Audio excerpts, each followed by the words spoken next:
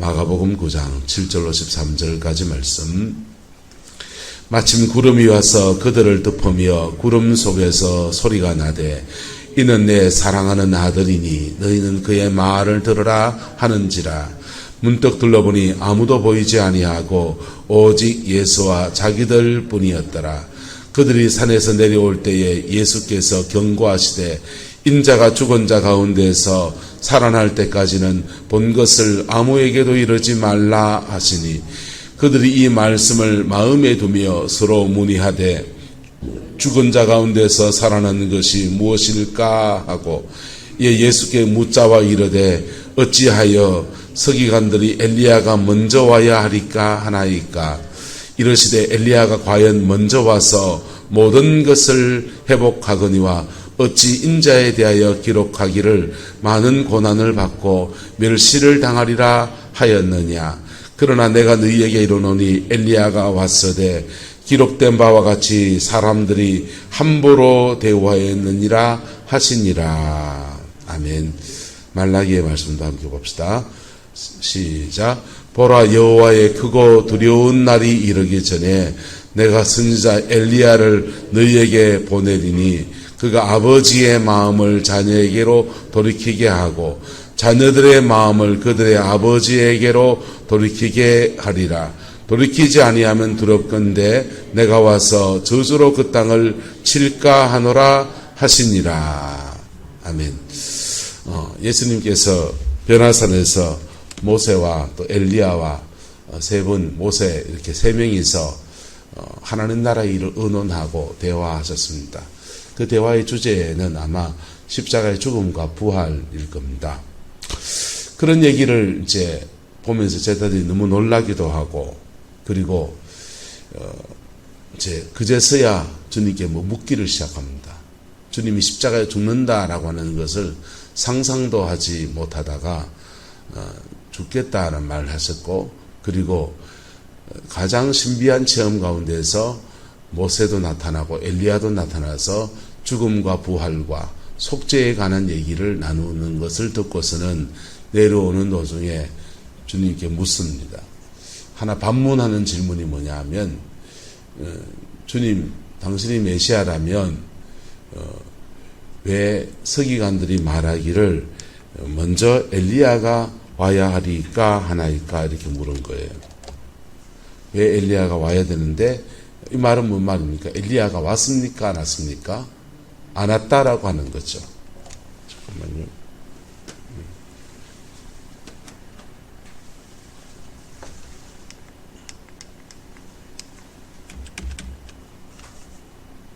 이면 되는데. 마우스를 드려요. 엘리야가 안 왔다는 겁니다. 그래서 이렇게 서기관들이 엘리야가 먼저 와야 하리라 하나이까 이렇게 물은 겁니다. 그랬더니 주님이 이렇게 말합니다. 과연 엘리야가 과연 먼저 와서 모든 것을 마하는가 회복시키거니와 어찌 인자에 대하여 기록하기를 많은 고난을 받고 멸시를 당하리라 하였느냐.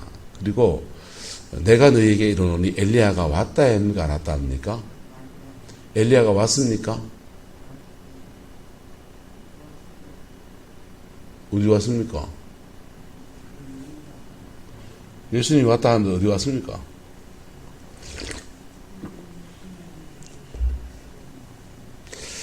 엘리야가 오는 게 아니고 엘리야의 역할, 엘리야의 심정과 능력으로 이거죠. 근데 왔는데, 주님 말씀은 왔는데 기록된 바와 같이 사람들이 뭐 했다 합니까? 함부로 대우했다. 함부로 대우했다. 그럼 그 엘리야가 누구 간대요? 세례 요한을 말하는 겁니다. 예수님 앞에, 자 보세요. 말라기 4장 5절입니다. 보라, 여호와의 크고 두려운 날이 이르기 전에 내가 선지자 엘리야를 너희에게 뭐한다? 보낸다. 하나님은 엘리야를 보냈습니까? 세례 요한을 보냈습니까? 세례 요한을 보냈습니다. 엘리야하고 세례 요한하고 똑같은 점이 뭡니까? 공통점이 거의 없어요. 엘리야는 기적과 이사를 행했고 사람들 보기에 세례 요한은 기적과 이사를 행했고 안 행했고 안 행했고 근데 말라기가 뭐라 그러냐 이렇게 말합니다. 그가 아버지의 마음을 누구에게로? 자녀에게로 돌이키게 하고 그리고 자녀들의 마음을 그들의 누구에게로? 아버지에게로 돌이키게 하리라. 그렇지 않으면 그 일이 안 이루어지면 두렵건대 내가 와서 뭐 한다 합니까? 여호와의 크고 두려운 날이 저주받는 날이 된다는 겁니다. 세례 요한은 엘리야와 사역의 패턴이 달라요. 근데 똑같은 점이 있습니다. 그거는 망해가는 나라를 향한 그 극렬한 사랑입니다. 이스라엘, 북이스라엘은 계속해서 여호와를 떠난 일들을 반복해 갑니다. 그래서 왕조가 2대 3대를 못 넘고 계속 반역이 일어나고 또 뒤집어지고 또 반역이 일어나고 또 뒤집어졌다가 그렇게 해서 왕조가 계속 바뀌어요. 바뀌는데 아방 때 일어나서 하나님의 종 엘리야가 일어섭니다. 엘리야가 일어서서 북이스라엘이 여호와께로 돌이키지 아니하면 진짜 안 되겠다. 아합의 아내는 이세벨이었습니다. 이방 여인이었고 바알과 아세라 숭배를 공식적으로 나라의 종교로 받아들였어요. 민간에서 그냥 자기들끼리 그냥 기복신앙 위해서 바알 아세라 섬기는 그 정도가 아니라 국가 종교로 바알 숭배를 받아들였습니다. 그럴 때 엘리야가 분연히 일어나서 이렇게 타락하다가 나라가 망한다. 그래서 하나님 앞에 중보기도 하는데 그 중보기도 했더니 따라합시다. 나라는 안 망하고 비가 안 왔습니다. 여러분 징계를 받는 게 낫습니까? 망하는 게 낫습니까? 이게 중보기도자들이 걸어갈 때의 여정들 중에 한 여정 이런 겁니다. 하나님의 심판이 떨어질 것을 중보기도하면 징계로 바뀌어요. 징계까지도 안 받으면 안 됩니까? 그럴 수도 있습니다. 근데 그러면 깨닫고 회개하겠습니까? 그래서 나라가 망할 걸, 왕조가 뒤집어질 거를 바알 아세라 숭배, 사탄을 끌어들였기 때문에 사탄의 역사가 온 나라에 풀어지고 사탄은요 들어오면 따라합시다. 죽이고 훔치고 죽이고 멸망시키고 예수님 말하기를 도적이 온 것은 도둑질하고 죽이고 멸망시키려고 그 여정을 쫙 들어가는 거예요. 근데 그러니까 하나님께 중보기도 하고 나갔었더니 하나님이 그 엘리야한테 선포하라는 겁니다. 이 땅에 내 말이 없으면 비가 있지 아니하리라. 비 오고 안 오고가 그들은 바알 아세라 숭배 농경사회에서 하늘만 쳐다보는 천수담 농사에서 비가 와야 되는데 바알 아세라가 성관계 가질 때 비 온다고 생각하니까 땅에서 그 신들을 성적 관계를 부추기려고 여기서도 온갖 음란을 다 해버려요. 그게 이스라엘의 타락입니다. 그걸 하나님 앞에 나라가 안 망하고 백성들이 생명을 손대지 말라고 중보하고 나가니까 3년 반 동안 비가 오지 않습니다. 3년 반 동안 비 오지 않으면 엘리야는 호요시 가면 맨날 고기 구워 먹까 했어요. 자기도 쫄쫄 굶어가면서 그렇게 하는 거예요. 그게 세례 요한과 마음과 심정이 똑같은 겁니다. 회개하고 여호와께 돌아오라 하는 그 심정이 같은 것입니다. 그렇게 엘리야의 심정으로 와서 할 일이 뭐냐 하면 바로 이렇게 아버지의 마음을 누구에게로? 자녀에게로. 자녀의 마음을 그들의 누구에게로? 아버지에게로 돌이키게 하리라. 이게 가정회복에 대한 얘기도 되고요. 여러분 세대와 세대의 회복도 되고요. 교회 안의 목회자와 성도 사이의 회복도 되고요. 하나님 아버지와 우리와의 사이의 회복도 되고요. 사람과 사람 사이에 맺히고 묶인 것들을 풀어내서 회복시켜 화해시키는 걸 말해요. 근데 엘리야의 심정으로 와서 이거 할 것이다. 근데 이거 해서 성공하면 하나님의 여호와의 크고 두려운 날은 축복의 날이 되고, 이거에서 성공하지 않으면 하나님의 심판이 떨어져서 저주로 그 땅을 치게 될 것이다 라고 말씀을 하시는 겁니다. 그러면 엘리야가 뭐 했습니까? 세례 요한이 뭐 했습니까? 회개하라, 천국이 가까웠느니라. 회개하라 하는데 사람들이 회개하면 아버지가 회개하고 아들이 회개하면 서로 만나면 뭐 합니까? 따라서 서로 용서합니다. 그럴 때 아비의 마음을 자녀에게로, 자녀의 마음을 그들의 아비에게로 돌이켜지는 역사가 일어나는 거예요. 회개, 영혼의 정결의 끝이는 뭐냐? 화목입니다. 할렐루야. 적당히 봉합해서 화목이 아니라 죄 지은 사람은 회개하고 그 죄 때문에 상처받은 사람은 십자가 앞에 용서하고 둘이 만나면 화해하고, 그게 복음인 거예요. 할렐루야. 그래 되어지면 여호와께서 오시는 그 날이, 예수님이 오시는 그 날이 축복의 날이 되어서 하나님의 영광이 머무는 은혜가 있게 된다라는 겁니다. 근데 그렇지 않으면 저주로 뭘 친다? 쳐버린다. 심판이 떨어진다는 것이죠. 하나님은 구원자이시기도 하고 하나님은 심판자이시기도 합니다.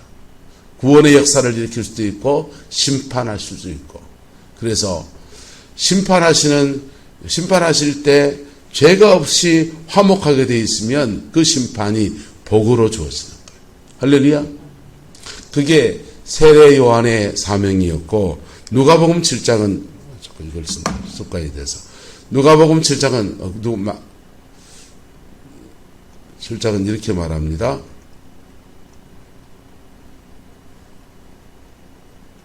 이거 안 찍어, 미안합니다. 누가복음 7장에는 뭐라고 되어 있냐면, 이거 안 적어왔네요.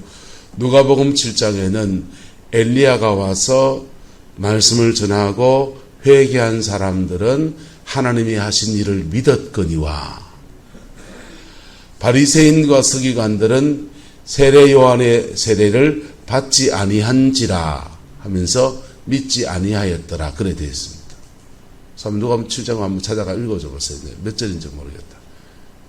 PPT 해놨던 줄 알고, 이게 저장을 타이밍을 잘못해 놓으면 그만 딴 걸 가져온다.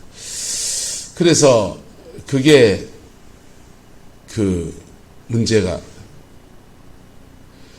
세례 요한이 와서 회개하라 할 때 회개한 사람들은 예수님이 오셨을 때 주님의 말씀도 믿고 하나님의 그 영광의 은총 안에 참여하는 축복을 누리는 겁니다. 세례 요한이 왔을 때 예수님은 말하기를 엘리야가 왔는데 사람들이 임의로 대우했다 이렇게 말했어요. 엘리야가 과연 먼저 와서 모든 것을 회복하려고 했는데 왔는데 사람들이 함부로 대우했다. 세례 요한 밥을 안 사줬단 말입니까? 세례 요한 괄시했단 말입니까? 뭐 그런 것도 있지만은 그보다 중요한 문제는 세례 요한이 전한 말씀 앞에 순종하지 않았다는 겁니다. 하나님의 종이 밥 안 사줘도 돼요. 예. 밥 안 사줘도 되고 뭐 떡 하나 구워줘도 됩니다. 근데 말씀 앞에 저도 교모해지고 여러분도 교모해지는 은혜가 있기를 그리스도의 이름으로 축복합니다. 그럴 때 그 말씀이 진짜면 그 말씀 앞에 순종하는 거예요. 그럴 때 세례 요한을 대우했으면 하나님의 심판이 그들에게 떨어지지 않는 거예요. 만약 이스라엘 백성이 세례 요한을 선자로 인정하고 제사장부터 해서 서기관까지 모든 사람들이 세례 요한의 말씀에 따라서 요단강에 가서 통렬하게 회개하고 그리고 자복하고 집에 가서 삶의 자리에 가서 내가 죄 준 사람이 있으면 가서 용서를 구하고 그들은 용서하고 그러면 어떻게 됐겠어요? 그러면 부흥이 오는 거예요. 뭐가 온다고요? 부흥이 옵니다. 그러면 예수님이 돌아가셨을까 안 돌아가셨을까? 모르죠. 그래도 초림의 주님은 십자가에서 우리 죄를 해주고자 오셨으니까 돌아가셨을 거예요. 그런데 유대인들은 전혀 다른 민족의 역사를 기록했을 겁니다. 역사의 한 변곡점에서 그들은 세례 요한 하나님이 보낸 선지자를 함부로 대우했고 선지자의 말을 듣지도 않았고 그를 이단이라고 그랬고 그리고는 그를 목베어 죽이는 데까지 나서게 되었습니다. 그리고 심지어 예수님도 십자가에 못 박아 죽입니다. 그리고는요, 민족의 역사가 AD 70년에 로마의 티투스 장군에 의해서 이스라엘이 몽땅 다 무너져버려요. 전 세계로 흩어져서 2000년 동안이나 땅을 잃은 민족, 집집처럼 여기서 핍박 오면 쫓겨나고 저기서 핍박 오면 쫓겨나면서 유럽 전체에서 이리저리 그냥 방랑하는 그런 민족으로 살아야만 했습니다. 그게 이스라엘의 역사였어요. 여러분, 말씀 앞에 겸허해지기를 예수 이름으로 축복합니다. 세례 요한으로 그러나 세례 요한이 와서 회개하라 외쳤을 때 세리와 죄인들도 군병들도 와서 회개하고 난 뒤에 이제 내가 어떻게 하니까 정한 세금 외에 더 받지 말고 있는 바를 좋게 여길 줄 알고 항복한 일을 하지 말고 그렇게 말합니다. 바리새인과 서기관들 중에서 더러 몇 사람이서 시대 유행인지 요즘은 세례 요한한테 가서 회개하는 그 회개의 세례 받는 게 유행이고 트렌드다야 떴다 선지자 해서 세례 요한에 우르르 몰려오듯이 바리새인들도 몰려오고 서기관들 중에 몇 사람도 몰려옵니다. 세례 요한의 일성이 들립니다. 그렇게 회개하러 온다 하는데 우리 그룹에 온다는데 잘 나가는 사람이 온다는데 아이고 어서 옵시오.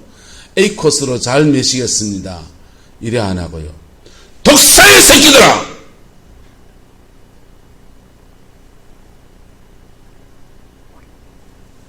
여러분, 유대인들은 전통적으로 정결 예식은 물세례가 아니에요.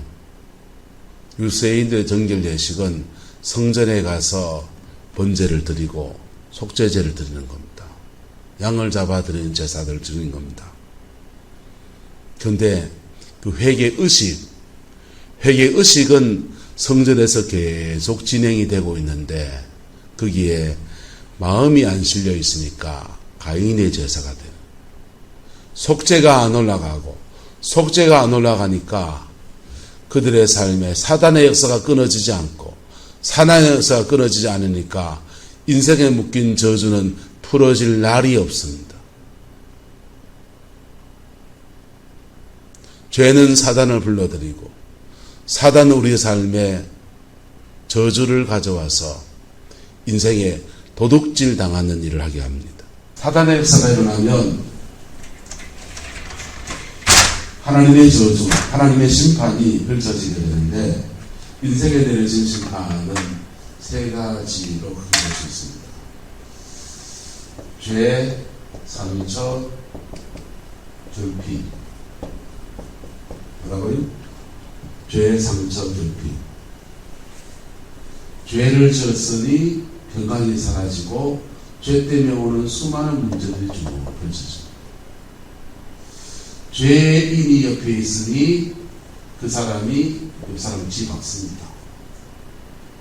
폭력적인 사람 옆에 있으면 어느 폭력을 당하든지 가정폭력을 당하든지 폭력을 당합니다. 음란한 사람 옆에 있으면 성적인 성폭행이나 성추행이나 그런 것 같습니다. 그래서 상처를 받아요. 또 하나는 죄를 지었으니 죄 지은 자에게 하나님의 복이 와야 됩니까? 저주가 와야 됩니까? 저주가 옵니다. 그 중에 하나가 결핍입니다. 채워져야 될 것이 안 채워집니다. 그 채워져야 안 채워지는 게 재정, 관계, 좋은 아버지, 좋은 어머니 속에서 사랑을 받고 살아야 될 것들을 못하는 겁니다. 이 세 가지 문제가 사실은 죄 지은 인생이 가지고 있는 모두의 문제입니다. 피 묻은 십자가는 이 모든 것을 해결합니다. 할렐루야. 죄는 용서받고 뭐하고요? 용서받고 성취는요? 사명을 받습니다. 사명을 받으면서 그가 용서해야 돼요. 뭐 해야 되고요? 그가 용서하는 자리까지 나가야 돼요.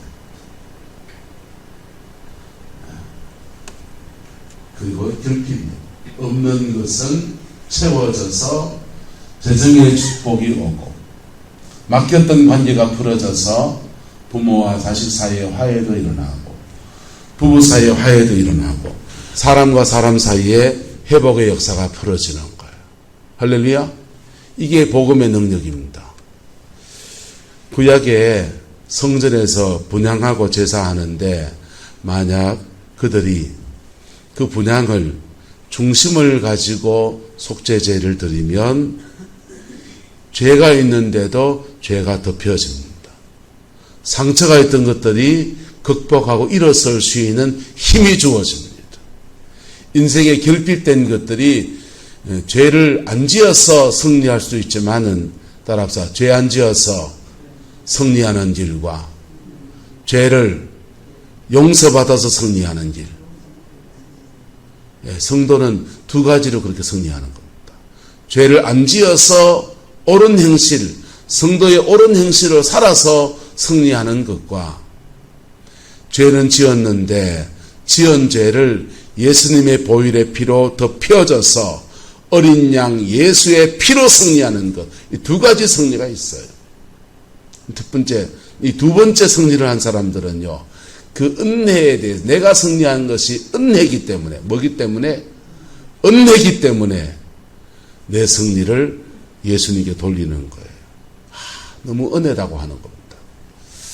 근데 어쨌든 승리하면 죄의 결과, 상처의 결과, 결핍의 결과들을 극복해내며 하나님의 축복하심이 그의 삶의 자리 안에 부어지게 됩니다. 할렐루야. 근데 세례요한 당시에 성전에서 분향하고 제사하고 속건제를 하는데 그게 마음이 안 실려 있는 거예요. 중심을 들여서 하면 번제로 들여서 속죄하든지 요단 강가에 와서 물에 잠겨 속죄하든지 그 의식이 뭐가 차이가 있습니까? 중심이 빠져 있으니 여기서 가도 아니고 저기서 가도 아닌 거예요.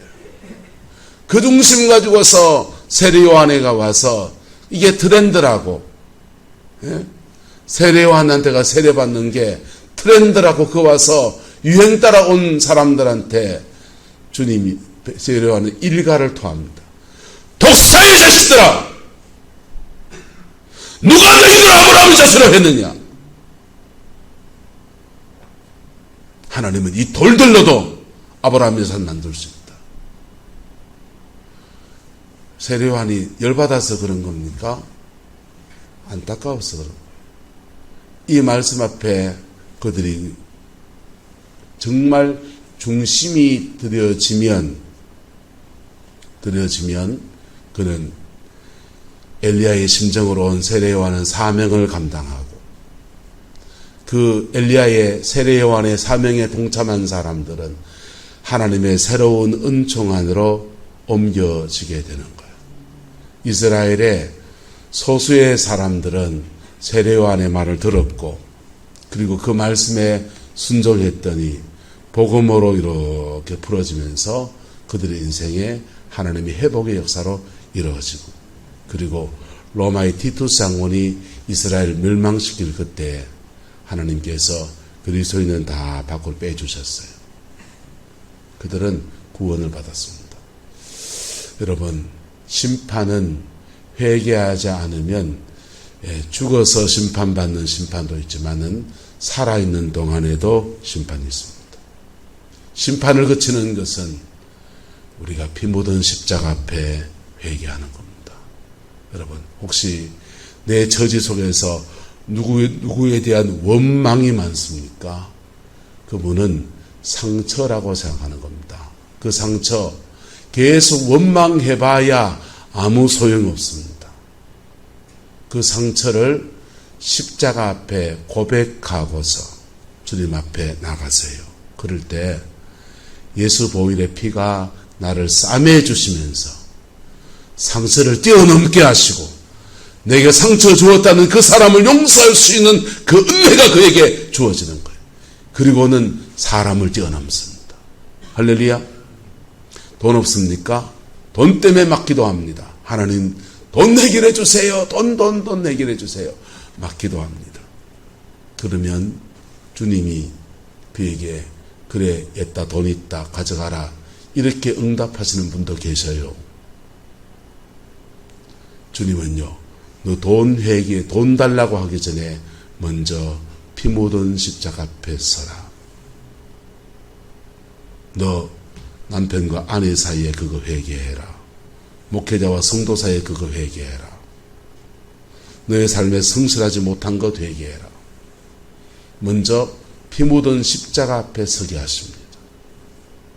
그리고 정결함을 입으면 결핍은 십자가에서 바뀌는 거예요.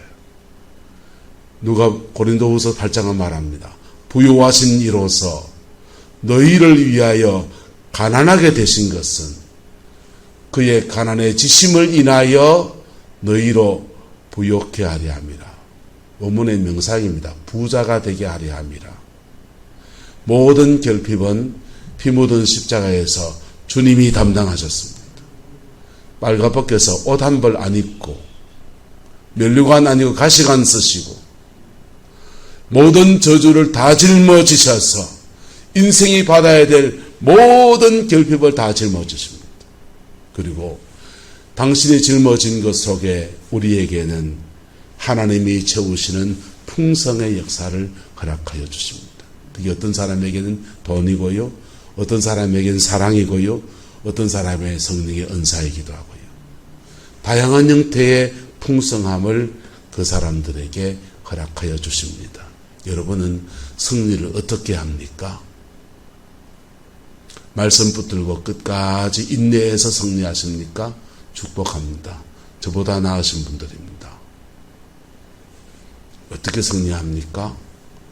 회개해서 승리하는 은혜가 있기를 축복합니다. 내가 뭐 회개할 게 있다고 그 제 태도를 회개하셔야 됩니다. 회개할 게 없다고 하는 자기의 태도를 회개해야 됩니다.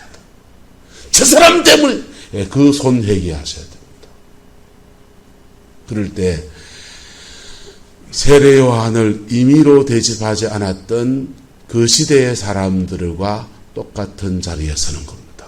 그럴 때 그에게 예수님이 주는 평강과 축복과 영광의 역사가 이루어지는 거예요. 회개 안 하면요. 회개 안 하면 보라 여호와의 크고 두려운 날이 이르리니 아비의 마음을 자녀에게로 회개해서 화목의 단계까지 나가게 하려고 몸부림을 칠 텐데 그렇게 되지 아니하면 두렵건대 내가 와서 저주로 어떤 사람이 가난의 저주로 어떤 질병의 저주로 어떤 사람은 모든 관계가 다 단절돼서 가정 안에서 다 부모 자식 형제 할 것 없이 사돈 팔촌 할 것 없이 다 멀어져 가지고 그냥 비틀어져 가지고 아무도 없는 외톨이처럼 다양한 저주 마음의 심령에 평강이 없어서 여기 가도 마음이 안 되고 저기 가도 마음이 안 되고 술 마셔도 안 되고 담배 피도 안 되고 여행을 한번 다녀와도 마음이 좀 개운해질까 해도 안 되고 저주, 다양한 저주로 그의 심령도 그의 가정도 그 땅을 쳐버린다는 거예요. 여러분, 심판을 피하는 길은 오직 예수 그리스도의 보혈밖에 없습니다. 보혈은 이미 이루어진 사건입니다. 내가 그 십자가 앞에 어떻게 반응하느냐. 내 모습 그대로 받으시는 주님 앞에 내가 어떻게 반응하느냐. 심판을 이기고 하나님의 축복의 터에 서느냐 안 서느냐 결정되어 있습니다. 고집만 버리면 됩니다. 뭐만 버리면 된다? 내 고집만 버리면 됩니다. 그저 겸허하게 그분의 십자가 앞에 서는 겁니다. 그렇지도 않은 것 같은 내 삶에 이런 어려움이 있다. 그러면요, 물어보소 하나님한테. 나는 왜 이런 겨? 물어보 있어. 물어보면 주님이 가르쳐 줄 겁니다. 그래서 제자들은 변화산에 올라갔다가 드디어 예수님이 십자가에서 죽는다는 것의 의미를 묻고 답하면서 엘리야, 세례 요한 얘기하기 시작했는데 이게 진지하게 받아들였으면 제자들의 경우에는 십자가의 주님 앞에 내가 어떻게 믿음의 길을 가야 합니까? 라고 물어야 되는 거예요. 거기까지 나가지 않습니다. 어쨌건 저와 여러분 안에 세례 요한 앞에 서는 심정으로, 세례 요한의 말씀 앞에 서는 심정으로 우리 함께 십자가 앞에 정결함을 구하며 나가는 은혜의 시간 되기를 소망합니다. 기도하겠습니다. 좋으신 아버지 하나님, 주의 사랑과 주의 은혜가 우리 가운데 충만케 하시고 아버지의 그 영광이 우리 가운데 부어지게 오 하나님 역사하여 주옵소서. 여호와께서 함께해 주시기 원합니다. 어린 양 예수 그 이름의 영광을 우리에게 허락하여 주옵소서. 주님 함께해 주시기 원합니다. 예수님의 이름으로 축복하며 기도드리옵나이다. 아멘.